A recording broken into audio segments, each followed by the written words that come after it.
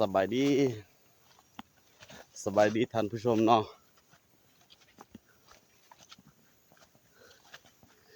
ยังไปให้พี่น้อง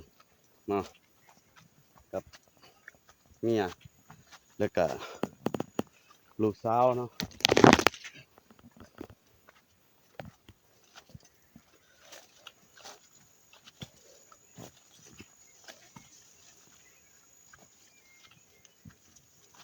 โดนได้บ่เลยลงคลิปพี่น้องเนาะเพราะว่าพายุเขาอาทิตย์หนึ่งอาทิตย์ปลายเลยไปใส่บ่ได้เนาะ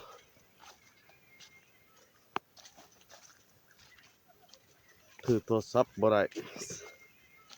ใส่กับไปแต่โตเนาะยันเปียกโทรศัพท์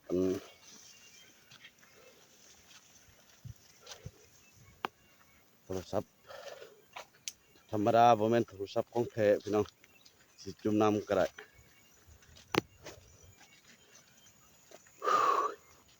เมื่อยอะ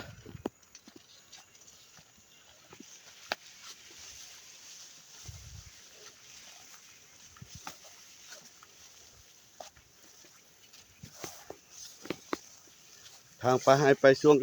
ก็สิประมาณนี้เนาะพี่น้องเนาะ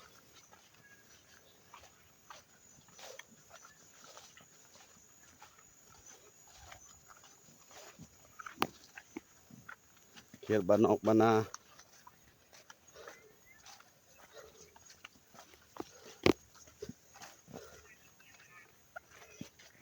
กันเป็นผาอากาศดีก็ไปคุมือตามอ่าเส้นทางตัวนี้นี่เนาะ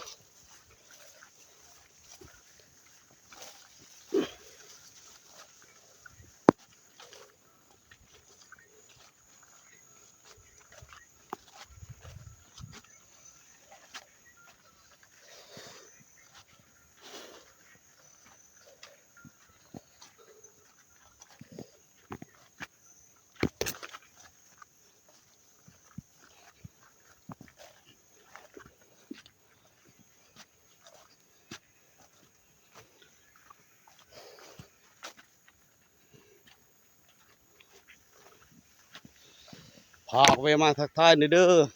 เนาะพากส่งกำลังใจนะเนาะพี่น้องบ่ว่าจะเป็นฝั่งไทยฝั่งลาวเนาะ